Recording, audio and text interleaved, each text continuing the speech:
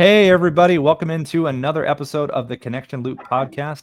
I am here with a special guest today, and her name is Jordan Villanueva, and she is an expert in the field of marketing. She's had a wonderful journey that we want to share with everyone today because, as you know, these podcast episodes are all about the sales and entrepreneurial journey from A to Z and what we can learn with that journey. And Jordan has been an expert in her field. I'm going to not give it away, but she started in one place and she ended another, which is an amazing journey. But Jordan, welcome into the podcast. Well, thanks so much, Robin. Thanks for having me as well. Appreciate it. Yeah, absolutely. And, I want to start right away with, what we're kind of going to be talking about here today. And the big part of it is driving B2B sales on LinkedIn with video. It's a big thing that you talk about.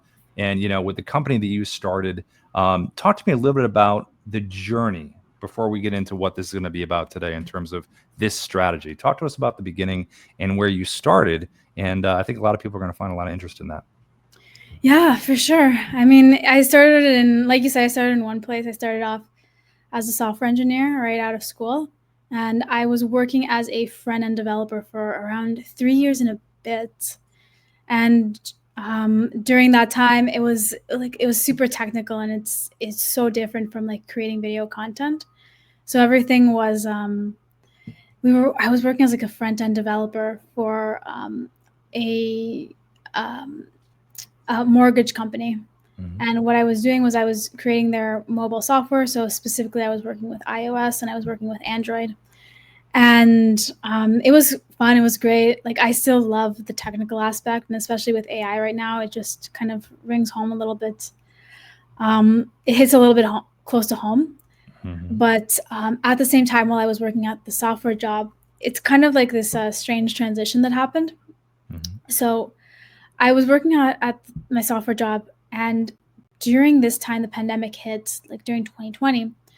So we were able to work from home a little bit more, and especially with having a lot more time given back to us from having to do the commute. I was commuting like an hour to work. I was able to, I was just looking at ways that it's like, oh, I think it'd be like nice to figure out a way that you can make like some money on the side. So since I had no idea even where to start on how to make money on the side, I was just like, let me just do what everybody would do and just Google. So I went into, and this kind of goes into like a rabbit hole, but I'll keep it as short and sweet as possible. But I Googled how to make money online. And you find all of these ideas, like you find copywriting, you find dropshipping, you find creating an agency. And since now I was out of school and I was just paying my own bills and I was making money, I'm like, okay, let's try dropshipping, because people have like told me you can make all this money through dropshipping. So even if it doesn't work, let's just at least give it a try and say that we at least gave it a fair go. So I went into dropshipping and I had to figure out how to do Facebook and Google ads. And I've never done Facebook or Google ads, even opened the interface before. So I was working on that. I had to look for a product. I found a product that worked very well. And at one point, this product worked so well with Facebook ads that I was able to quit my job. So I left my job kind of on a whim. And then like 3 months afterwards, the company started to go downhill and I didn't know how to recover it. So I made like not like an enormous amount of money, but like I made a livable amount of money from my dropshipping endeavors. And I learned a little bit about Facebook ads and Google ads and how to create like a mediocre advertisement. Mm-hmm. And at this point, I didn't want to like keep throwing money at a product that I didn't see it going anywhere. Mm-hmm. So I was like, okay, what am I going to do in the meantime? I don't want to go back to dropshipping. I can't go back to my original company. Yeah. So what I'll do is I'll just do Uber Eats for a bit. So I did Uber Eats for like around 2 months, around 2 months. Yeah.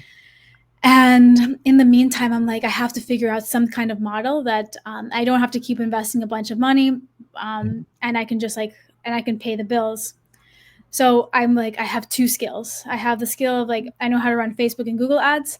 And then I also have a skill of engineering. So I went on to Upwork and I went on to Fiverr. And I started just to get gigs in either software engineering or in marketing. And I was getting more people asking for since I had like the numbers, the screenshots of how much I was making selling this one product on Facebook. People were hiring me more to manage their Facebook ads and Google ads. So I was like, okay, cool. This is good because now at the very least I have money coming in.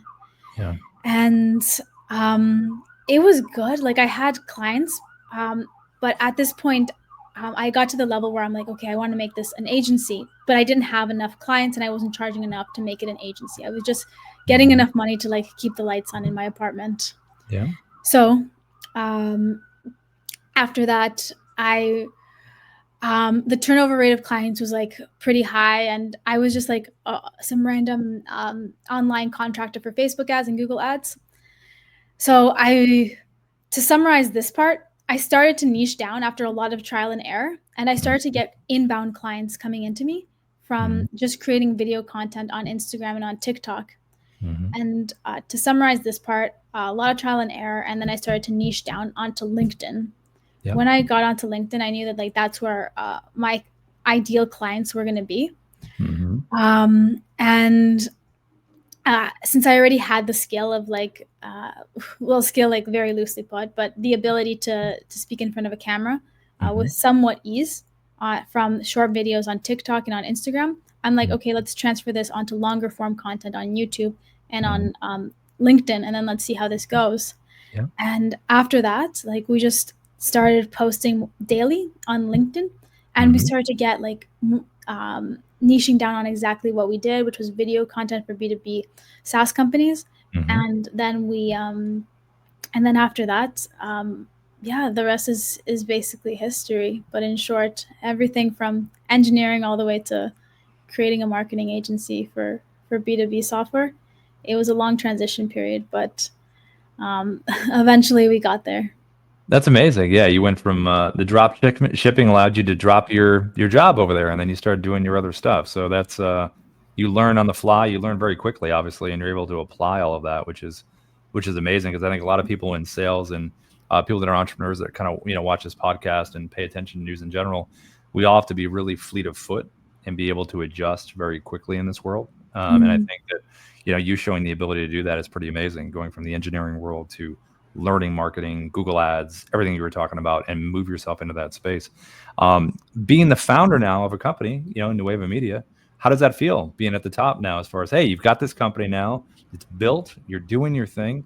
It must feel so different than being the engineer that you were before. Yeah, like it definitely feels different. Like there's definitely still so much I don't know. And I think it's cliche, but it's true. Like the more you learn, the more you figure out that you don't know anything. Right. But at least so much of the skills are so transferable, especially with like organization. Because what I love about I was even thinking about this like a few nights ago too. There was I had one of like the senior engineers who he was helping me out a lot when he was onboarding me back in the day. Yeah. And I really admired him because he was honestly the best front-end engineer that I've ever seen. And he was so specific in that niche. Like if you needed a front-end website developed or anything in JavaScript, which is a coding language to be developed, he was like the go-to guy.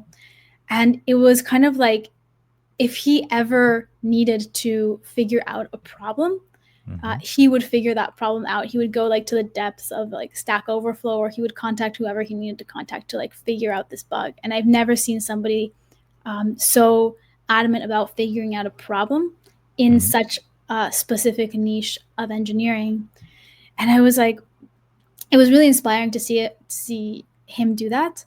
Because he wasn't like too much older than me. I think he was like probably like 4 or 5 years older than me back in when I started. And it made me think like, if everything is kind of like can be traced back to an engineering problem that you can just solve by going into something, then why can't you transfer those skills or that like desire to solve a problem into the real world? Because I think that that's the same thing, like even building a business. Yes. I don't have any background in building a business, but I think everything is like a skill. Just like engineering is a skill. Building businesses is also a skill that you can develop. if you want to look for the answers and if you want to seek the skill to make a business come alive. Yeah, you're a great case study, as far as that, because like you said, being an engineer is problem solving. Well, ironically enough, so is sales. Mm. Sales is very much challenge overcoming and providing the right information. So for me, I think that's a nice transition into talking about really the topic today, driving business to business sales on LinkedIn with video. Mm. Obviously, you love video. We love video here at Dove. We've been big proponents of it since day one with us. We're all about sending videos that are actionable, authentic, real, and people respond. People respond. They can hear you, can see you, they can trust you. Talk about this strategy that you have that you've been really, really good on in terms of getting on LinkedIn. So if you're a sales professional out there, a rep, a VP of sales, manager, entrepreneur, you have your own company, talk a little bit about your experience and success you've had with the LinkedIn strategy you have for B2B. It's been really good, to be honest, creating video for LinkedIn. But I think that it's just kind of like the tip of the iceberg, and there's so much more that like went into that. Mm-hmm. Because originally, like when I was trying to get clients originally, I was just like sending cold emails and doing cold calls, and those, I'm sure that they convert for people, but I don't think for the majority of people they convert anymore, because Yeah. people get like so on the defensive, and myself included too. If I get like a cold call or a cold email, I'm like, I don't want to be sold something right now. They're interrupting in the middle of my day. Mm-hmm. And I think that just everybody's so sensitive to being sold to, again, myself included, whenever I get a DM or whenever I get a call. Mm-hmm. So one of the things that I was talking about with my team too, last Friday, was that we're like, the best marketing, and I'm sure a lot of people have heard this before, but the best marketing is marketing that you don't even know that you're being marketed to. Very So true. so it's when you cold call somebody, for instance, Mm-hmm. it's so intrusive, and you're just like shoving yourself in the middle of somebody's busy day, Mm-hmm. and they're on the defensive, and they want to hang up as soon as they figure out it's a cold call. Mm-hmm. But even with like there's podcasters and YouTubers that I follow that I love watching their stuff, and Mm-hmm. just even if I'm having lunch or something, or I just see them when I'm scrolling on my phone, I watch so much of their content that I feel like, even though they obviously have no idea who I am, Mm-hmm. I feel like I already know them, even though the relationship is like 100% one-sided. Mm-hmm. I feel like I already know them because they're not like forcing themselves into my day.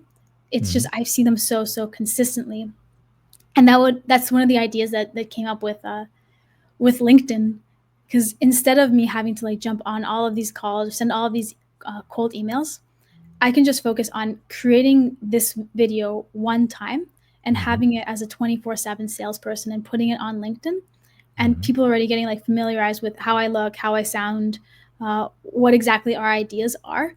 Mm-hmm. And even for myself, I can say the same thing. Like when people, I'll use myself as the example, but when even I come up with an idea that I think is my own, Mm-hmm. I feel uh, so much more inclined to kind of go that route, as opposed to somebody like selling me this idea, Mm-hmm. because I came to this conclusion on my own, like quote unquote on my own. Yep, no, I get it. Yeah. and and whenever this sale goes through, there's so much like less touch points that you need to do Mm-hmm. whenever you create video. So video content, I'm so we're pretty much, I would say, like now 100% focusing on video content on LinkedIn for high ticket sales, Mm-hmm. because we don't have to like keep going on calls, we don't have to keep going on uh, sending out emails, and then we can Mm-hmm. just run these videos on repeat, and again we can establish all of these touch points for higher ticket items. And I think LinkedIn is also the last point I would say for this, is that LinkedIn is super untapped as opposed to other channels such Mm-hmm. as Instagram, and even Facebook, where we've grown accounts on there. But Yeah. LinkedIn, I feel like, in my opinion, I could be wrong with this, but I feel like people also really don't understand LinkedIn 100% yet. Mm-hmm. So they don't know. They're like, should we write text? Should we do videos? And I think that for that, like the answer is like, yes, do do all of that. Right. But it's something that's like so still super unsaturated, And I think that especially combining like video and LinkedIn for B2B is going to be very, very powerful in the next few years. Well, I like how you had, the phrase use face forward, in terms of marketing. And I like how you also talked about the different mentality on LinkedIn that there is on IG and Facebook, where you're on those different areas where, you're a little more akin to say, oh, I'm going to watch some funny cat videos for a while and maybe I'm a little entertained, right? Like, oh my God, that's funny. Whereas when you're on LinkedIn, you're more of in business mode, sales mode, entrepreneurial mode, getting Yeah. serious mode. So it's a different kind of feel. And like you said, it is very untapped in terms of leaning into the face forward and the videos, but a different feel to the videos. Was there any correlation between growing your IG and Facebook, which are big numbers, 200K and 400K, to LinkedIn and any kind of like what kind of connects the two, even though the mood is different, so to speak, along with the content a little bit? Yeah, I think the first thing that you said, the first thing that came to mind when you said that was that I think that the mentality is similar because I think a lot of people get discouraged putting themselves out there and not getting the likes that they think that would come with putting a video of yourself out there. So, for instance, even when I was starting with Instagram, we've grown now to 200,000 followers, and again, Facebook, like you said, it was like 400,000 followers. Yep. And when I was starting, I was just like at 1,000 followers with my Instagram account, and it came from the shoe company that I was originally marketing, and we were running paid ads there. So it already had like a few thousand followers from paid ads. Yeah. And at that point, we're like, okay, we're going to make this transition to creating like website videos, and it's going to be my face that's going to be put in front of people. And it was so disheartening to see that as soon as I started to film this kind of content, these kinds of reels on Instagram, the followers actually started to go down for not just like 1, but like 2 months, probably like a month and a half. The more reels that I put up, the less, the more followers that I would lose. And it's kind of disheartening to see because you're like, okay, this thing, it clearly doesn't work. And it's just losing me followers. But there's a lot of variables I think that people don't take into account when they create content, and they just see kind of like these vanity metrics of my followers are going down, or I'm not getting like 100 likes per post.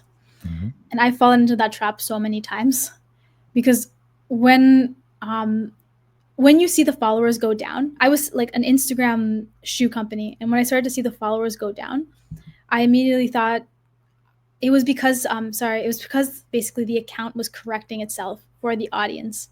I had people who were following that account originally to buy shoes, and now I wasn't doing that anymore. So the account was starting to correct itself, and it took a few months to do that correction.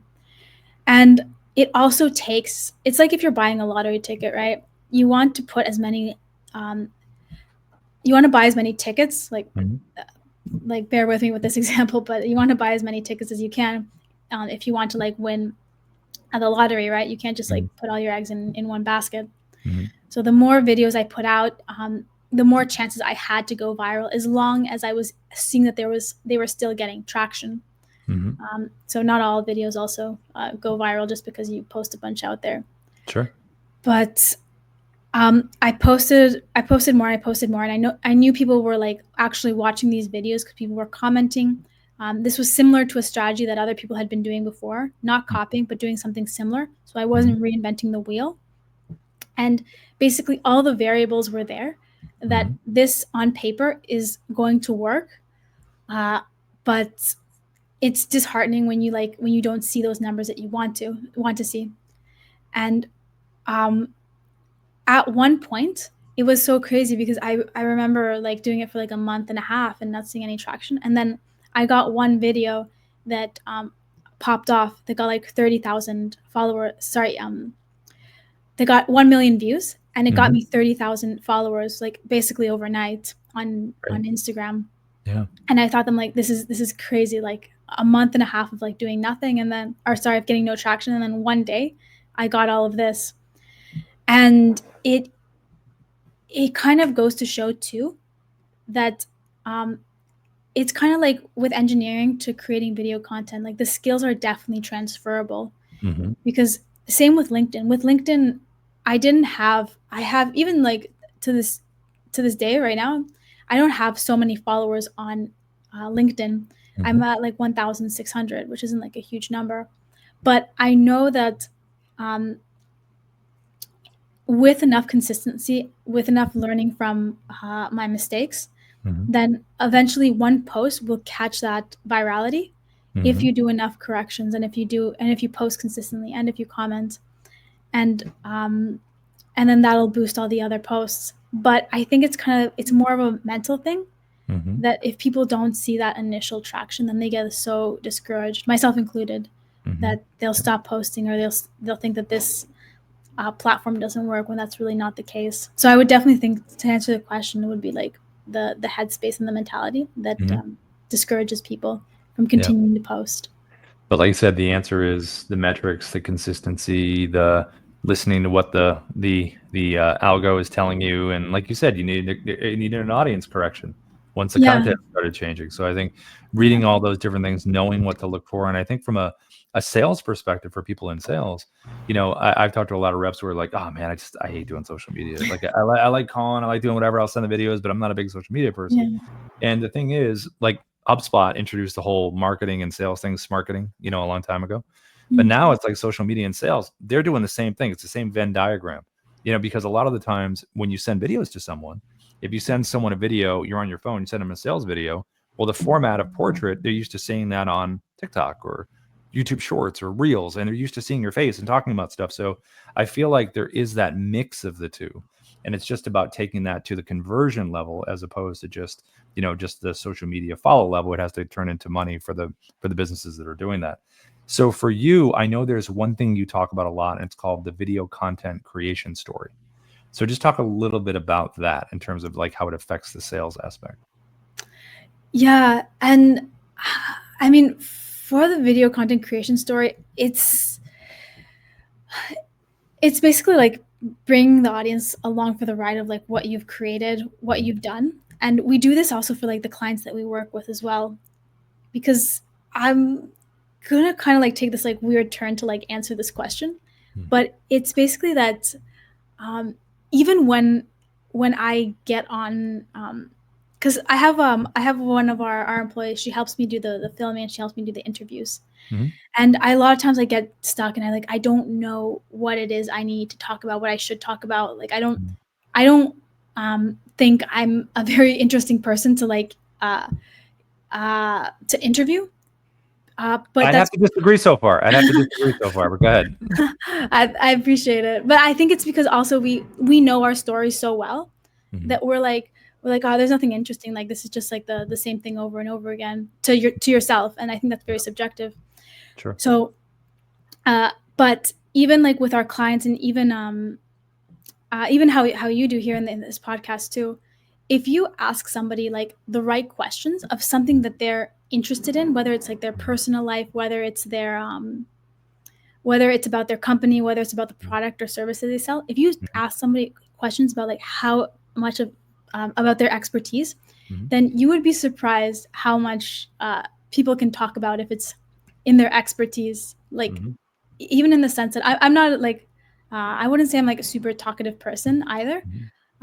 But even like how in this interview, like you're asking me questions, you're asking me about like my history, my software engineering, marketing. Then with things like that, I could talk about like for hours without any issues. And I think with like this sort of content creation, it's about finding the story of like each client that we work with, or each person that we work with, Mm-hmm. and even for our own content that we create, Mm-hmm. and asking these like very broad questions to kind of like get the ball rolling, and asking these specific questions again about the software, about the person's history, their personality, why they founded this company. Mm-hmm. And it starts, and then people will start talking, and when you film it, and then when you post it, and then it starts to create a relationship with the connections that people have on LinkedIn, and with the connections that people have on these social media platforms, without them really kind of effortlessly, to be honest. Just somebody like being themselves, talking, and posting it for other people to see. Yeah, it's very easy to talk about things you're passionate about. For sure. And I think that, like you mentioned before, with the face forward marketing, it happens a lot to us here at Dub when we do our daily training, because myself and Darius and Ruben and we do a lot of videos for content. So a lot of the times if someone comes into a demo, hey, I saw your video about, and they get a little bit of your personality, a little bit Yeah. of kind of how you do your stuff, and there's already kind of that camaraderie that's already kind of baked into the cake before you and I even get to know each other. Because like you said about that one way kind of mirror where you can see the other side, and now you get to open up and see the other side of it from the other person. So I think that's a really strong connection between social and sales that is very, very important. Talk about the SaaS company aspect of it, in terms of your history with that. That seems like a pretty comfortable lane, I would imagine, for you. Yeah, for sure. Like when we decided to go in SaaS, to be quite honest, SaaS we decided to niche down pretty recently. Mm-hmm. Mostly because of my history. The company that I was working for now almost like 3 years ago Mm-hmm. was a SaaS company. So they were selling software to brokers, and we were the ones who were developing that. So it was already something that I was familiar with, and we started originally. We started originally like being everything to everyone, Sure. and that got us like really high turnover rate. It got us like we couldn't pitch the price that we wanted to. Yep. So then we're like, okay, let's niche down to B2B. So I feel like those quite a few more of those on LinkedIn are more established from what we're able to track.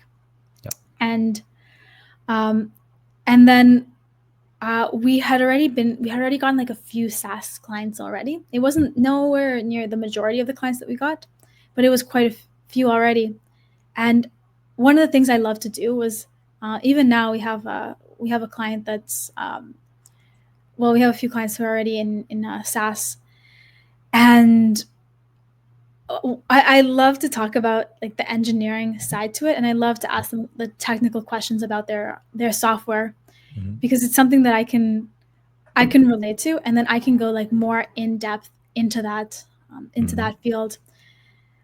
And the good thing is as well with this, I can answer this kind of in two ways as well, because when I was like back in the day, like a few years ago, I was chasing like mostly vanity metrics. So I was being like, well, we can get like so many likes, but all those likes and all those followers, they weren't leading to like the ideal customer that we were going after. But then when we started to like niche down, like when I ask like very niche questions to SaaS, to software developers, or to SaaS CEOs or CMOs, they can go like so in depth into like this like specific widget or this specific feature that their software has. And sure, that might not be like relevant to 99% of people. Like they wouldn't really care about that. But that wouldn't be like the ideal client. So even now, why we went so niche is because into SaaS is because now we can actually like pinpoint exactly who would care about these features, who would care about like the speed, all of these features that the software has, and I can actually like probe into that with SaaS companies, rather than just asking very, very generic questions and being very largely B2B. So of course there's always like a degree that you do chase the vanity metrics to like show your authority, for sure. But you can have like a post about your vacation in Hawaii, and it gets hundreds of thousands of views because it's easy for people to like relate to that. But it gets you no demos, versus if you have about, once again, about like a widget, a feature, and it might get you like, I don't know, like 10 engagements, but it might also get you 10 demos as well that are worth tens of thousands of dollars. So that's why we wanted to niche down in it, so that we could actually probe SaaS developers, and we could actually put them on LinkedIn, and so that we can actually help them get their ideal customer that they're looking for. Yeah, the good old ICP, your ideal customer profile. I think a lot of companies they start broad, they try to boil the ocean, and then they end up saying, no, I need to be boiling the pond, which is right over here. I like that saying, boiling the ocean. Yeah, it's been around for a long time, but yeah, you're boiling the pond though. You're going local. You're going specific, which is really good. So this is a question I like to ask everybody, and this is a really good one for you because your brain is very specific. You've got a lot of experience in these different areas. You seem like a sponge in terms of just picking up information, but also knowing what to do with it within your strategies. So just taking this past year, what's the most important thing that you learned? Just this past, like 2024. Yeah, like calendar year. Calendar year within the past year. Wow, there's so much. It's like so hard to boil it down to I'll bring it down to a pond level. So most important thing you learned from growing the company for you, for growing Nueva Media. The most important thing I've learned from growing the company. Yeah, like what's been the thing that you've learned that's really helped the company grow? Where you see some, there it is. And maybe it is boiling down to the niche, like you said. That's a recent development, but yeah. So I think like maybe I could say it to like two things. One would be like the technical and one would be the personal one, if that's allowed. Sure, yeah, of course, whatever. Yeah, go. So sorry. So in the technical aspect, yeah, I would say like I always, because I had a lot of mentors while I was doing this. I was like reaching out to mentors, and so many of them were telling me, they're like, you have to niche down, like you don't even know who your ICP is. And I was like, no, but I just like want the money coming in. And it's great, like obviously you need money to run a business, there's no doubt. Sure. But it's good like when you're starting off, like keep it broad, see what works. But at one point, if you want to scale the business to do I guess impressive quote unquote numbers, then you're going to have to like niche down, and you're going to have to find exactly who your ICP is. And that's something that I really wish I would have asked myself maybe like a year before this, even like in 2023, would be like, who exactly is your client? Because then you can actually figure out what platform that they're going to be on. Yeah. And then on the personal level, kind of just that actually ties in with this, is that I think like one of the big things too is like that you have to have like a degree of humility as well. Because when I had mentors telling me this about like find your ICP, know exactly who your client is, I was so much like, no, I'm getting like all this business coming in, I don't need to boil it down. But like they're in that place for a reason. Like they've obviously, some technology obviously changes, but they already have like the core fundamentals down of how to develop this business and how to like build this skill. Yep. And I think having that degree of humility and being like, okay, like I don't have a background in business, it's like just software development, but having that degree of like, okay, maybe this isn't your lane, and maybe that there's a lot of people who know a lot of stuff that you don't know, and you have to listen to them more, would have sped up the process a lot more. So I think that the combination of that too, which ties together, so ICP and then having humility, so that you can learn from your mistakes and so that you can learn from others as well. Well, again, like you mentioned at the top, it's about a skill set, and you have, learning these things is all about getting the knowledge, getting it, practicing it, putting it in, implementing it, and then using it, and then adjusting from there. And you've shown you're a shining case study of that example. So that's amazing. Last thing I want to ask you here, and this is a good one because I said that was going to be the last one, but no, I added another one because I like this one. What's your favorite thing about AI? Because AI is obviously everywhere now. In fact, everybody out there, we're actually AIs. We're not actually humans. So pretty impressive. I'm just kidding. It's going to be that way though soon. It's going to be the AI Rob talking to the AI Jordan about what's going on. So talk to me about AI. Yeah, with AI, I'm so curious about it because I don't know if it's going to be like a hot take, but I don't know. I feel like anybody who calls themselves like an AI expert, I just don't like go on that. I just don't understand how someone can call themselves an AI expert because there's so much like going on that I feel like the most qualified people about AI wouldn't even say that. But with the AI, at least, like I'm so curious to see how it's going to enhance a lot of things about people. And a lot of things about, I think it puts a lot of people on the same platform in a lot of technical aspects. Mm-hmm. And I'm so curious to see where that goes, because even with like software development, of course you're still going to need software engineers. Mm-hmm. But now, if you've never written a line of code in your life before, you can literally just go onto like Claude Sonnet, or you can go onto ChatGPT or anything like that, Mm-hmm. and you say like, create me a website, and it just like makes it for somebody who like studied sociology. You can just Right. they become a software developer in like 5 seconds. Yeah. So I think it's gonna like even out the playing field for a lot of the technical skills. Mm-hmm. And in my opinion, I think that it's also going. I think that a lot of like the creativity and like Mm-hmm. emotional intelligence is gonna play a bigger role Mm-hmm. than it has before, Yes, I would where agree. where the barrier to entry has pretty much been leveled out for all the technical aspects. Now it's going to be like the more person to person connection. So I'm excited for that, for Yeah. everything to like get on the same playing field, or not same, but like similar playing field Yeah. with technical aspects. And I'm really curious to see how people just kind of navigate these emotionally and creative intelligence barriers. Yeah, and I think AI, for us here at Dub, we found a really good foothold into obviously ChatGPT is amazing. It can do Yeah. so much. Like you said, in 5 seconds, you go to ChatGPT University and you have your degree. But I mean, it can just do all these things so quickly. And for us, we love AI writers for our sales reps. Hey, I don't know what to say. Well, hey, what are you trying to say? And then you kind of put it in your own words. We have a sales assistant we use for sales reps. So I feel like AI, in my opinion, like the cool thing about it is as long as it's supplemental and supportive, I think those are two really important things. And it doesn't replace the human being. If it can scale the human being, cool in terms of what they do. But a lot of the times, the journey is the enjoyment. So, from an artistic point of view, I was telling you, cartooning and illustrating, right? That I like to do, and Mhm. whatever hobbies you have. Let's just take that as an example. Could I talk to an open AI and say, hey, create me a great white shark swimming in the ocean, having a beer, talking about, I could do all this fun stuff, be a really good prompter, put all that stuff in. It creates it beautifully.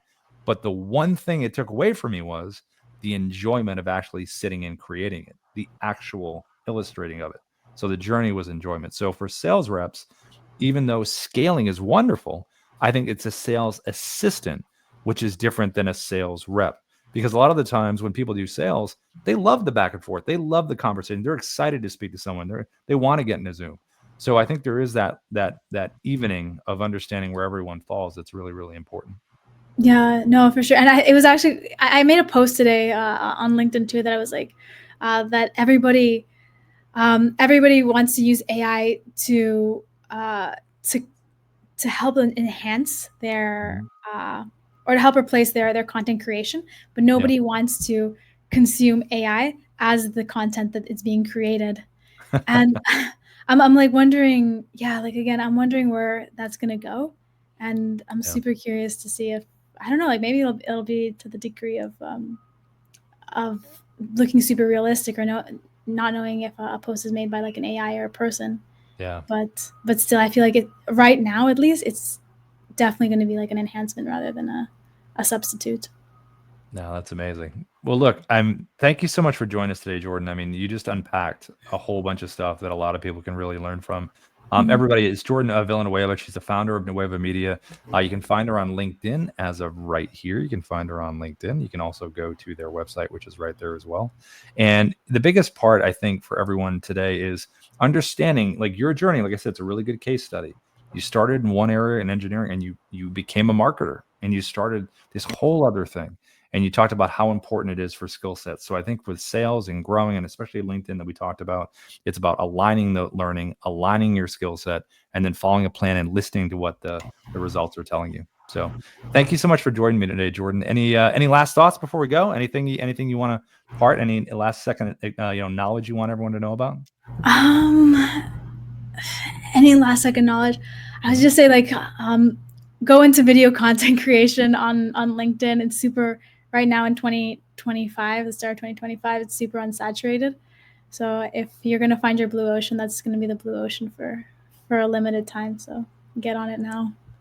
Wonderful, Jordan. Thanks so much for joining us today. Really appreciate it. Thanks so Fantastic much, Rob. episode. I appreciate your time. Thanks so much. Bye, everybody. We'll see you soon. Take care.